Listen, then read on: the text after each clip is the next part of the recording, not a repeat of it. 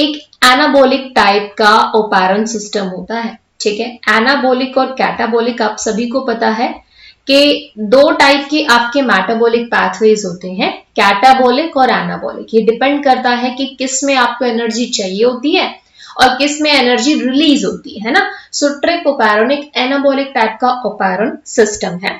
ओपैरन system के बारे में जनरली हमने डिस्कस किया था कि इन जनरल दो सेगमेंट होते हैं, दो पार्ट होते हैं ओपैरन के।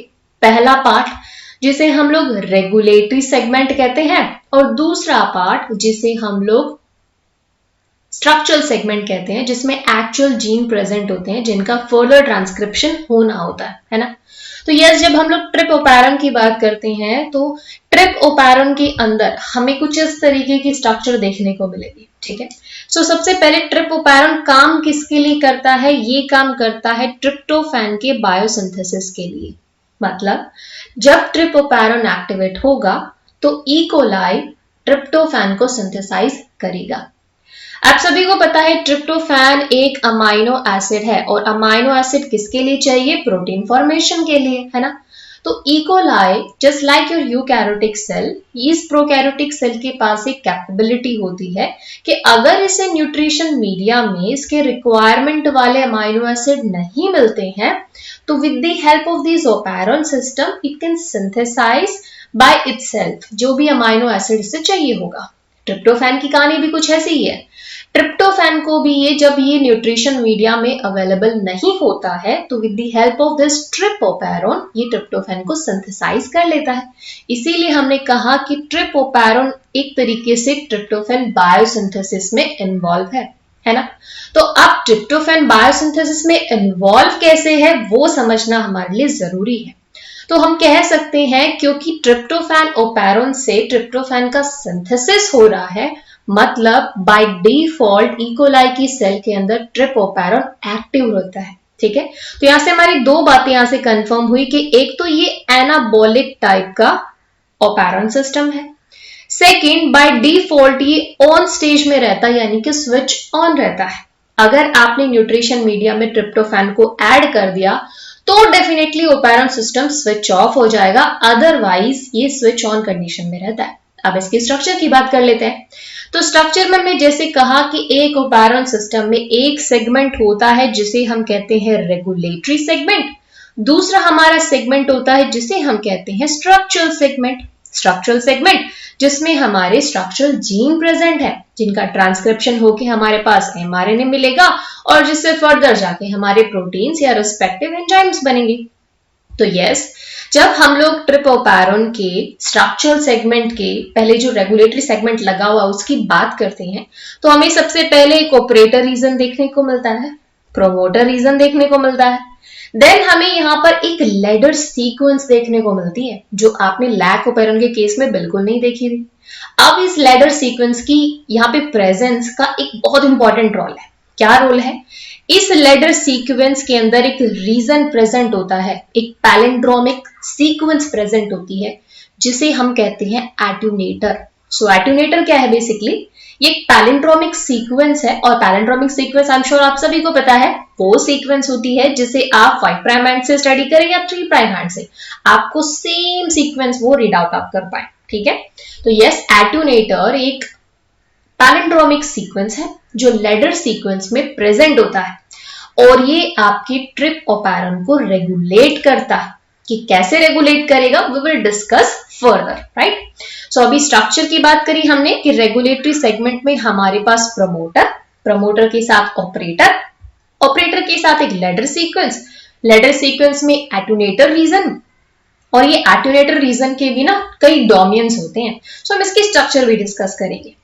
अगर इसके स्ट्रक्चरल सेगमेंट की बात करें तो ट्रिप्टोपैरन में 5 स्ट्रक्चरल जीन्स होते हैं, क्योंकि देखिए ट्रिप्टोफैन के बायोसिंथेसिस में इन्वॉल्व है तो डेफिनेटली इस स्ट्रक्चरल सेगमेंट से जो पर्टिकुलर जीन हमारी अवेलेबल है इनसे जो एमआरएनए बनेगा और उनसे फर्दर जाके जो प्रोटीन्स या एंजाइम्स बनेंगे वो ट्रिप्टोफैन के बायोसिंथेसिस में इन्वॉल्व होंगे। इसीलिए हमने इनको नॉमेनक्लेट भी कुछ इसी तरीके से किया है, trp E, trp D, trp C, B and A, क्योंकि जिस हिसाब से ये उस मेटाबॉलिक पाथवे में इन्वॉल्व है उसी हिसाब से हमने इनको नॉमेनक्लेट किया है कि जैसे सबसे पहले हमें ट्रिप ई की जरूरत पड़ती है, फिर डी की, then C and then B and then A. ठीक है, तो हमें ये भी देखना पड़ेगा कि ट्रिप्टोफैन बायोसिंथेसिस एक्चुअल में वो मेटाबॉलिक पाथवे क्या है और हमें कहां इन स्ट्रक्चरल जीन के प्रोडक्ट की जरूरत पड़ेगी। ठीक है, सो आई एम श्योर आपको यहां से स्ट्रक्चर तो क्लियर हो ही गया होगा कि ट्रिप्टोफैन का स्ट्रक्चर कुछ ऐसा होता है। अगर इन जनरल मैं वापस से रिकैप करूं तो यस, ऑपरेटर रीजन वो रीजन होता है जहां पर रिप्रेसर आके बाइंड करता है, प्रमोटर आरएनए पॉलीमरेज के लिए बाइंडिंग शो करता है, लैडर सीक्वेंस में हमारे पास जो एट्यूनेटर सीक्वेंस है ये रेगुलेशन में काम आती है, एंड देन बचा हमारा स्ट्रक्चरल सेगमेंट जिससे हमारे प्रोडक्ट बनने वाले हैं। ठीक है जी, स्ट्रक्चर क्लियर है। अब हम बात करते हैं ट्रिप्टोफैन के बायोसिंथेसिस के एक्चुअल मेटाबॉलिक पाथवे की। ठीक है, तो जो ट्रिप्टोफैन है या हम दूसरे एरोमेटिक अमाइनो एसिड्स की बात करते हैं तो हमें पता है कि हमारे पास जो अमाइनो एसिड्स है उनका कोई ना कोई प्रिकर्सर मॉलिक्यूल तो होगा ही, क्योंकि उसी प्रिकर्सर मॉलिक्यूल को यूज करके तो हमारा सेल या बैक्टीरिया का सेल उस अमाइनो एसिड को सिंथेसाइज करता है। सो जो ट्रिप्टोफैन है उसकी सिंथेसिस के लिए हमें जो प्रिकर्सर मॉलिक्यूल चाहिए होता है दैट इज कॉर्सिमिक एसिड, या हम उसे कॉर्सिमेट भी कह सकते हैं, जो इकोलाई में अवेलेबल होता है। इसी कॉर्सिमिक एसिड को यूज करके इकोलाई ट्रिप्टोफैन, फेनाइल एलेनिन और टायरोसिन जैसे एरोमेटिक अमाइनो एसिड को सिंथेसाइज करता है वाया मेटाबॉलिक पाथवे। ठीक है, तो ऑब्वियस सी बात है कोई भी अगर मेटाबॉलिक पाथवे है तो उसमें एंजाइम्स का इन्वॉल्वमेंट तो होता ही होता है ना।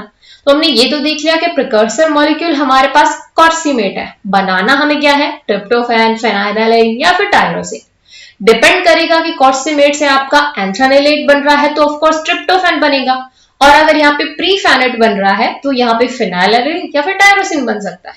हम लोग ट्रिप्टोफैन की बात करें तो ऑफ कोर्स हम लोग ट्रिप्टोफैन के बायोसिंथेसिस की ही बात करेंगे।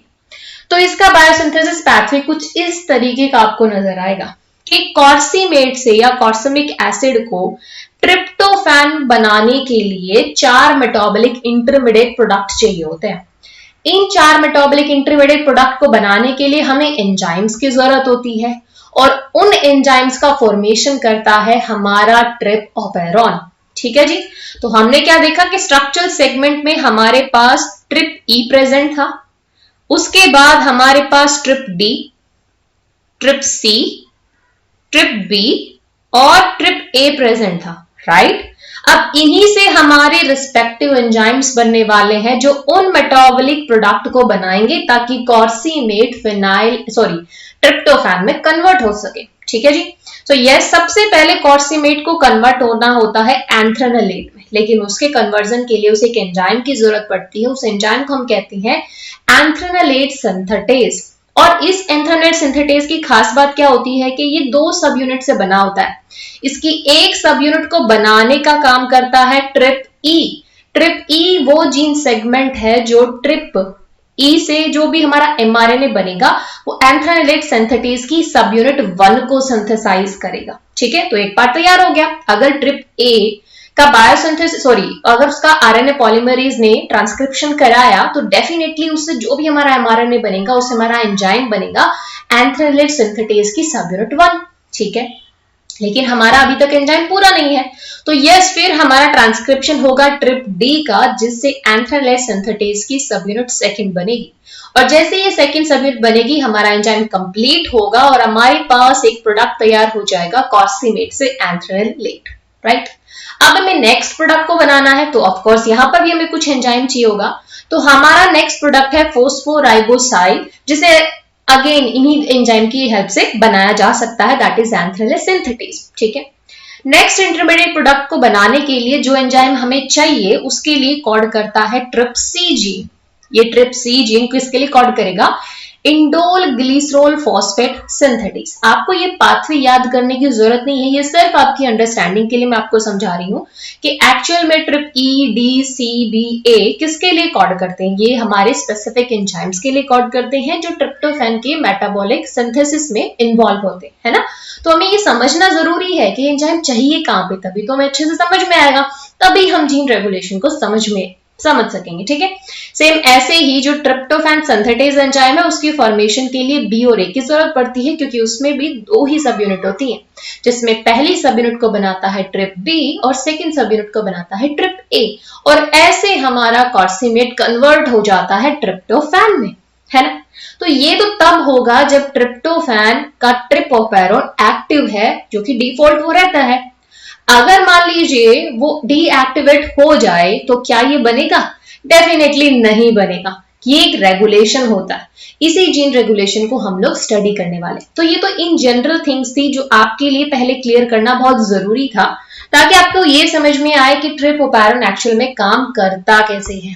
अभी हम समझ लेते हैं कि हमने क्या क्या स्टडी किया कि ट्रिप्टोपैरॉन के रेगुलेटरी सेगमेंट में प्रोमोटर और ऑपरेटर रीजन प्रेजेंट होता है, जिसमें प्रोमोटर और ऑपरेटर सीक्वेंसेस होते हैं। पहले हमने बताया प्रोमोटर हमारा बाइंड करता है किसके साथ? आरएनए पॉलीमरेज के साथ, और ऑपरेटर बाइंड करता है रिप्रेसर के साथ। और यहां पर जो रिप्रेसर होता है वो एक एपो रिप्रेसर की तरह काम करता है। एपो रिप्रेसर ऐसे रिप्रेसर मॉलिक्यूल होते हैं जो डायरेक्टली जाके ऑपरेटर से बाइंड नहीं कर सकते, उन्हें पहले एक्टिवेशन की जरूरत पड़ती है, और ये एक्टिवेशन होता है ट्रिप्टोफैन की वजह से। ठीक है, कैसे होता है समझेंगे। सो यस, नेक्स्ट हमारा होता है ट्रिप एल, यानी कि लैडर सीक्वेंस, जिसमें एटीनेटर सीक्वेंस भी प्रेजेंट होती है। सो ट्रिप ई किसके लिए कोड करेगा? एंथ्रेनलेट सिंथेटेज और उसकी सब यूनिट 1 के लिए। ट्रिप डी कोड करेगा एंथ्रेनलेट सिंथेटेज सब यूनिट 2। वैसे ही सी कोड करेगा ग्लिसरॉल फॉस्फेट सिंथेटेज के लिए। बी कोड करेगा ट्रिप्टोफैन सिंथेटेज की सब यूनिट 1 के लिए, एंड ट्रिप ए लास्ट में कोड करेगा ट्रिप्टोफैन सिंथेटेज सब यूनिट 2। इसीलिए जैसे ही आरएनए पॉलीमरेज ट्रिप्टोपैरॉन को पॉलीमराइज करने लगता है, यानी कि उसका ट्रांसक्रिप्शन करने लगता है, तो रिस्पेक्टिवली हमारे सारे जीन सेगमेंट ट्रांसक्राइब होते हैं, हमें एमआरएनए मिलता है, और वो सारे एंजाइम हमारी सेल के पास आ जाते हैं, और वो ट्रिप्टोपैरॉन को मतलब ट्रिप्टोफैन का सिंथेसिस कर पाती है। ठीक है, अब हम समझते हैं जीन का रेगुलेशन कैसे होता है। तो ट्रिप्टोफैन के जीन रेगुलेशन के लिए हमारे पास एक 2 स्टेप मैकेनिज्म होता है, यानी कि हम कह सकते हैं 2 स्टेज मैकेनिज्म होता है ये। पहला क्या होता है? पहला रेगुलेशन होगा रिप्रेसर मॉलिक्यूल के थ्रू। यहां पर जो रिप्रेसर है हमें पता है ऑपरेटर पर बाइंड करता है, और ये एक टाइप का एपो रिप्रेसर है। तो अब क्या होगा, ये मान लीजिए मेरा ट्रिप्टोपैरॉन है, ठीक है, और इस ट्रिप्टोपैरॉन में हमारे पास हमें पता है एक RI सीक्वेंस भी होती है, जिससे मेरा रिप्रेसर बनता है। ठीक है, मान लीजिए ये मेरा रिप्रेसर है, ये रिप्रेसर मेरा बन गया। सो अब क्या होगा, ये रिप्रेसर मेरा इनएक्टिव स्टेज में है। अगर इसे एक्टिव स्टेज में कन्वर्ट होना है तो इसे सबसे पहले एक्टिवेटिंग मॉलिक्यूल से बाइंड करना होगा, और इस केस में हमारा एक्टिवेटिंग मॉलिक्यूल होता है ट्रिप्टोफैन, राइट। सो ये ट्रिप्टोफैन कब आएगा? ये सेल के पास तो है नहीं, ये सेल के पास तब आएगा जब इकोलाई के न्यूट्रिशन मीडिया के अंदर ट्रिप्टोफैन अवेलेबल होगा। हमने पहले ही कहा था ट्रिप्टोपैरॉन जो है वो बाय डिफॉल्ट एक्टिवेट होता है, यानी कि ट्रिप्टोफैन का सेल सिंथेसिस करती रहती है अगर न्यूट्रिशन मीडिया में हम ट्रिप्टोफैन ना डालें तो। लेकिन ट्रिप्टोफैन अगर हमने डाल दिया, यानी अब सेल के पास ट्रिप्टोफैन है, और अगर सेल को ट्रिप्टोफैन बाहर से मिल रहा है तो अब क्या होगा, ये ट्रिप्टोफैन आके बाइंड करेगा आपके रिप्रेसर मॉलिक्यूल से, जो कन्वर्ट हो जाएगा एक्टिव स्टेज में। और अब ये एक्टिव स्टेज ये बाइंड कर सकती है ऑपरेटर रीजन पर। तो यहां पर ये जाकर ऑपरेटर रीजन पर बाइंड करेगा, कुछ इस तरीके से बाइंडिंग शो करेगा। चलिए हम उसी कलर में इसको ले लेते हैं ताकि हमारे लिए इजी हो जाए समझना। ठीक है, तो ऑपरेटर रीजन पर कुछ इस तरीके से ये बाइंड करेगा, और जैसे ही ये ऑपरेटर रीजन पर बाइंड करेगा, so what will happen next? Yes, RNA polymerase bind नहीं कर पाएगा प्रमोटर रीजन पर, और अगर आरएनए पॉलीमरेज बाइंड नहीं कर पाएगा तो आगे फर्दर सिंथेसिस नहीं होगा। सो स्विच ऑफ हो जाएगा हमारा ट्रिप्टोफैन ऑपेरॉन। यस, यही तो हमें रेगुलेशन करना था कि जब हमारी सेल के पास ट्रिप्टोफैन उसे बाहर से मिल रहा है तो ट्रिप्टोपैरॉन को क्यों एक्टिवेट होना है? उसे अपनी एनर्जी बचानी है उन एंजाइम्स को सिंथेसाइज ना करके। सो उस एंजाइम को अगर वो सिंथेसाइज करती रहेगी even in the presence of tryptophan, तो फिर उन एंजाइम का कोई यूज होगा ही नहीं। सो इसीलिए सेल ना बड़ी समझदारी दिखाती है, जब उसे न्यूट्रिशन मीडिया के अंदर ट्रिप्टोफैन मिलता है तो वो स्विच ऑफ कर देती है कि अभी तुम थोड़ी देर के लिए रेस्ट पर जाओ, जैसे ही हमें न्यूट्रिशन मीडिया में ट्रिप्टोफैन नहीं मिलेगा हम वापस से एंजाइम बनाएंगे और कॉर्सीमेट को ट्रिप्टोफैन में कन्वर्ट कर देंगे। समझ में आया? ओके जी। अब हम दूसरा मैकेनिज्म पढ़ते हैं। दूसरा मैकेनिज्म है ट्रांसलेशन इंड्यूस ट्रांसक्रिप्शन एट्यूनेशन, जो हमने पहले डिस्कस किया था कि हमारे पास एक लेटर सीक्वेंस होती है और उसमें एट्यूनेटर प्रेजेंट होता है, एक पैलिंड्रोमिक सीक्वेंस होती है। तो ये एट्यूनेटर है क्या और ये एट्यूनेटर दिखाई कैसा होता है? तो एट्यूनेशन बेसिकली क्या है? देखिए, यस, एट्यूनेशन बेसिकली क्या है? एक रेगुलेटरी मैकेनिज्म है जो प्रीमेच्योर टर्मिनेशन कराता है ट्रांसक्रिप्शन का, है ना। प्रीमेच्योर टर्मिनेशन मतलब कि पूरे आपके ट्रिप्टोफैन का सिंथेसिस नहीं होने देगा। पर कैसे नहीं होने देगा? तो उसके लिए हम पहले एट्यूनेटर की स्ट्रक्चर समझते हैं। बेसिकली इस एट्यूनेटर में कुछ भी नहीं है, हमारे पास एक सेगमेंट होता है, 5 प्राइम 3 प्राइम का सेगमेंट है जिसके 4 डोमेन होते हैं, यानी कि अप्रोक्सीमेट इसमें 100 से लेके 130 या 140 बेस पेयर तक का ये रीजन होता है। यानी कि लेडर सीक्वेंस में 100 से लेके 130 बेस पेयर तक का ये रीजन होगा और इसके अंदर मेनली 4 डोमेन होंगे। डोमेन 1, डोमेन 2, डोमेन 3 और हमारा डोमेन 4।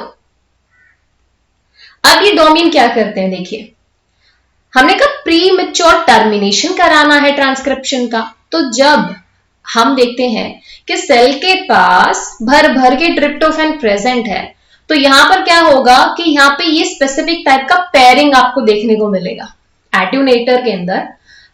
इसको हम थोड़ा सा और इजी में आपको समझाती हूँ। देखिए, एट्यूनेटर में क्या होता है? एट्यूनेटर के अंदर 4 डोमेन तो ऑफ कोर्स होते ही होते हैं। इसके अंदर एक चीज और हमें देखने को मिलेगी कि इसके पास ट्रिप यानी कि ट्रिप्टोफैन के 2 रेजिड्यू भी प्रेजेंट होते हैं। बेसिकली इनिशियल स्टेज पर आपको ये क्या दिखाई दे रहा है? एक सेगमेंट ही तो दिख रहा है, जीन का सेगमेंट है। लेकिन इस जीन सेगमेंट का जब ट्रांसक्रिप्शन होगा तो ट्रिप्टोफैन के रेजिड्यू बनेंगे, है ना। तो अगर मान लीजिए आपकी सेल के पास ऑलरेडी ट्रिप्टोफैन अवेलेबल है तो ही ना आरएनए पॉलीमरेज से ट्रिप्टोफैन ट्रांसक्राइब हो पाएगा। आपने अगर ट्रांसलेशन पढ़ा है तो आपको याद हो कि टीआरएनए को क्या चाहिए होता है? अमाइनो एसिड ढूंढ ढूंढ के लेके आता है वो जब ट्रांसलेशन होता है तो, है ना। लेकिन अगर सेल के पास ट्रिप्टोफैन है ही नहीं तो वो ट्रिप रेजिड्यू बनेंगे कैसे?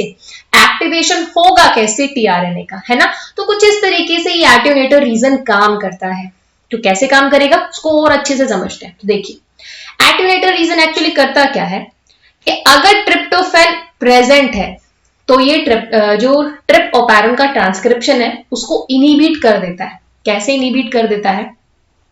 अगर ट्रिप्टोफैन अवेलेबल होगा तो ये ट्रिप रेजिड्यू बन पाएंगे और ये ट्रिप रेजिड्यू बन पाएंगे तो आरएनए पॉलीमरेज है ना वो यहां कहीं स्टक हो जाएगा। ठीक है, वो यहां स्टक हो जाएगा, वो फर्दर मूव नहीं कर पाएगा क्योंकि यहां पर हमें एक लूप देखने को मिलेगी, एक लूप बन जाएगी, एक एट्यूनेटर लूप बन जाएगी और उस एट्यूनेटर लूप की वजह से टर्मिनेशन हो जाएगा। उसे हम कहते हैं प्रीमेच्योर टर्मिनेशन। लेकिन अगर ट्रिप्टोफैन नहीं प्रेजेंट है तो हमें कोई भी लूप देखने को नहीं मिलेगी और हमारा आरएनए पॉलीमरेज आराम से यहां तक मूव कर पाएगा और आगे हमारा फर्दर ट्रांसक्रिप्शन हो पाएगा। ठीक है, जैसे आप ये देखिए कि ये जो एट्यूनेटर रीजन है इसमें हमें यहां पर ट्रिप रेजिड्यू देखने को मिलते हैं इस लेटर सीक्वेंस के अंदर और इन ट्रिप रेजिड्यू की वजह से ही ये एट्यूनेटर प्रीमेच्योर टर्मिनेशन को कॉज करता है। अगर ट्रिप्टोफैन सराउंडिंग में अवेलेबल है तो ट्रिप्टोफैन की अवेलेबिलिटी की वजह से इन रेजिड्यू की फॉर्मेशन की वजह से एट्यूनेटर रीजन प्रीमेच्योर टर्मिनेशन कॉज करा देगा। और अगर यहाँ पर ट्रिप्टोफैन अवेलेबल नहीं है तो ऑफ कोर्स ये ट्रिप रेजिड्यू नहीं बन पाएंगे और ये नहीं बन पाएंगे तो फिर आपका आरएनए पॉलीमरेज स्मूथली मूव करेगा और वो ट्रिप्टोफैन अवेलेबल ना होने की वजह से ट्रिप्टोफैन का कंटिन्यूअसली यहाँ पे ट्रांसक्रिप्शन कंडक्ट कराएगा। ठीक है, इसको थोड़ा सा और अच्छे से समझते हैं कैसे यहाँ पे एक लूप बनेगी, टर्मिनेशन लूप बनेगी, वो हम लोग देखते हैं। तो देखिए, पहली कंडीशन मेरे पास क्या है कि ट्रिप्टोफैन यहाँ पर प्रेजेंट है।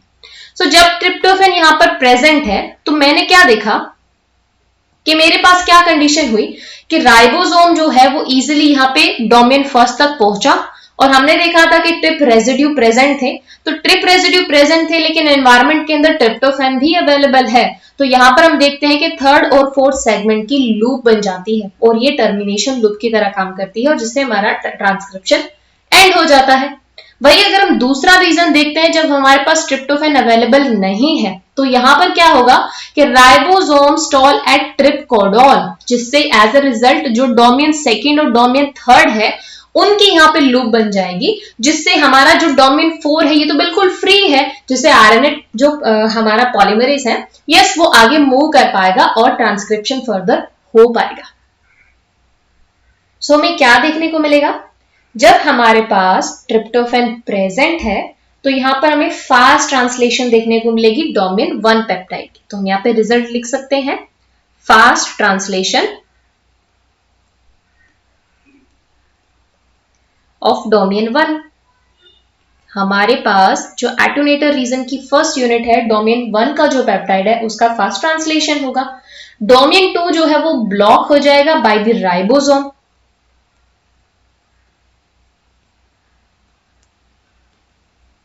ये हमारे रिजल्ट है जो आपके लिए इंपॉर्टेंट है, राइट, कि क्या क्या चेंजेस हमें देखने को मिलेंगे जब एटोनेटर रीजन आपका काम कर रहा होगा। सो डोमेन थर्ड और फोर्थ के साथ क्या होगा, डोमेन थर्ड और फोर्थ में हमारी पेयरिंग हो जाएगी।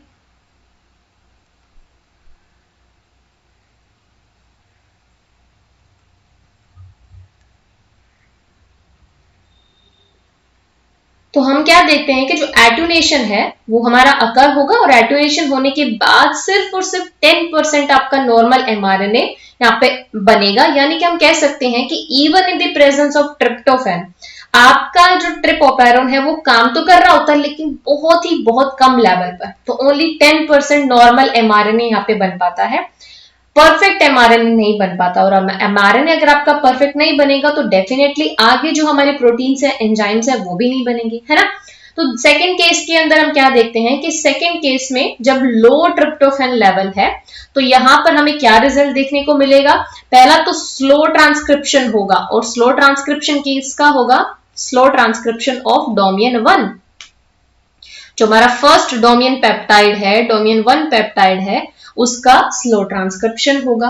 डोमेन 2 और 3 के साथ हमें क्या कंडीशन देखने को मिलेगी कि डोमेन 2 एंड 3 इनकी पेयरिंग हो जाएगी, ठीक है, और डोमेन 4 हमारा फ्री रहेगा। सो डोमेन 4 हमारा फ्री होने की वजह से नॉर्मल जीन ट्रांसक्रिप्शन हमें देखने को मिलेगा, राइट। तो ये हमारे कुछ रिजल्टेंट है कि एट्यूनेशन किस तरीके से जीन रेगुलेशन करता है इन केस ऑफ ट्रिप्टोफैन, कि जब आपका ट्रिप्टोफैन प्रेजेंट है तो यहां पर जो टर्मिनेशन लूप है वो किसकी वजह से बनेगी, डोमेन थर्ड और फोर्थ की पेयरिंग की वजह से। लेकिन जब ट्रिप्टोफैन डेफिशिएंट है तो यहां पर 1 और 2 की यहां पर जो 2 और 3 है उसकी पेयरिंग हो जाएगी, जिसकी वजह से यहां पर नॉर्मल जीन ट्रांसक्रिप्शन आपको देखने को मिलेगा। सो ये तो था हमारा ट्रिप्टोफैन रेगुलेशन कि ट्रिप्टोफैन में किस तरीके से जीन रेगुलेशन होता है। सो आई होप गाइज आपको समझ में आया होगा और ये वीडियो लेसन आपके लिए हेल्पफुल रहा होगा। आपको कोई भी डाउट रहता है आप मुझे कमेंट सेक्शन में बताइए, and if you like this video please hit the like button and subscribe my channel.